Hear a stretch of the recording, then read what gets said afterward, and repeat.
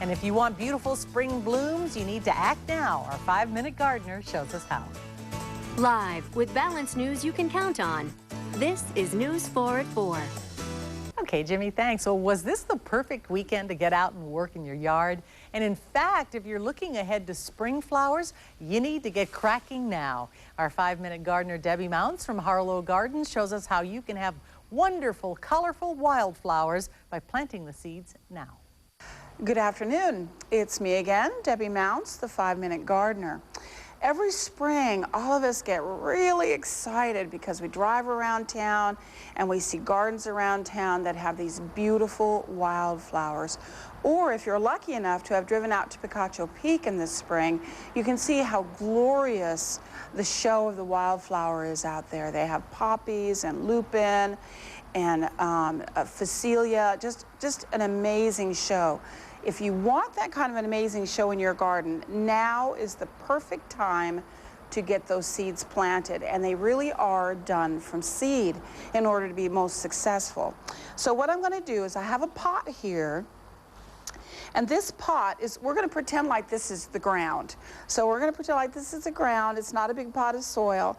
And the first thing you want to do is you want to make sure that the area that you're throwing your wildflower seeds in has a little bit of softness to it.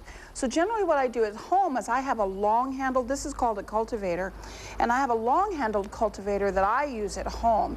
And I just take it and I loosen the ground around it. So I just kind of make a soft place for those little baby roots to grow into. All right, making sure it's nice and soft, and I'm going to smooth it out so it's nice and level. And then what I do, this is a local seed company. This is called the Native Seed Company, and they do wonderful things. But you just sprinkle them on the ground, kind of evenly. Make sure they're evenly distributed. And then what you do, oh, I got a few too many here. I'm gonna put some of these back in the bag. So then what you do is you just come along and you put a thin layer of mulch or compost on top of it, just like this. And what that does is that helps hold some of the moisture in so that they will germinate, and it also helps protect them from the birds finding them, because no matter what you do, the birds are gonna find some, but we wanna try and hide as many of them as we can. Alrighty, you do that, and then all you do is you come along and water them. Now you do need to water them. That's one thing that people get a little confused about. Make sure that they get a good drink of water, because otherwise they won't germinate. If we get some good winter rains, that'll certainly help. And really, it's as easy as that. And Debbie joins us now. When you say water, are you saying every day? Well, for a while, until you start to see those little baby seedlings come up, they do need moisture. As the temperature cools, because generally we're putting the seed in when the temperature is 85 or above, as lately. So yes, they need that moisture then. As the temperature cools, they won't need as much moisture because they are not using as much water. But you do need, they're going to be more successful if you can throw water on them. If we start to get some winter rains, we'll ask Jimmy for that, then they will help out, and then you won't need to water quite as much. I always thought that you could probably just plant those seeds in the springtime and they would come up. What would happen if you planted them in, say, February? Well, that's what happens all the time. People come running into the nursery like in February because you see the beautiful displays of daisies or whatever they see out there, and they say, oh, can I get some daisy seeds? Sure you can, however, you're too late.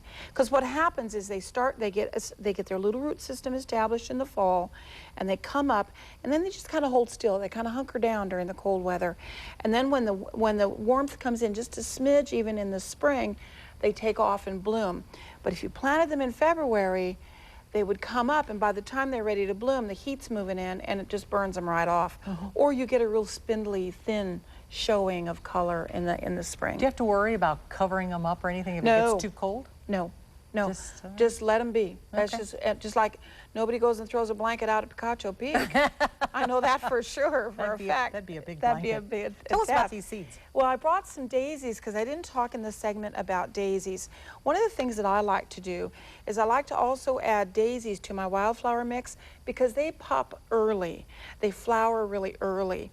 So you start to get, they're the first ones to show their heads, so they're giving you show a little earlier. And then in the photography, they were showing the poppies at Picacho Peak, and those are kind of later. So if you kind of know who goes early and who goes late, you can extend that bloom time for your wildflowers. Yeah, so I do add these to it. Okay. And there's lots of different mixes, like this one is a drought-tolerant mix. Yeah. And then we have some that's a hummingbird mix for wildflowers. This one is Arizona wildflower mix. There's lots of different ones. Yeah, I love to drive around in the spring and see those daisy, the African daisies. Oh, yeah. Oh, some people it's have like a carpet. Exactly. It's exactly like a carpet. It's gorgeous. Okay, thank you very much. Good idea. You're welcome. We'll all get cracking on those spring flowers. I'll be checking.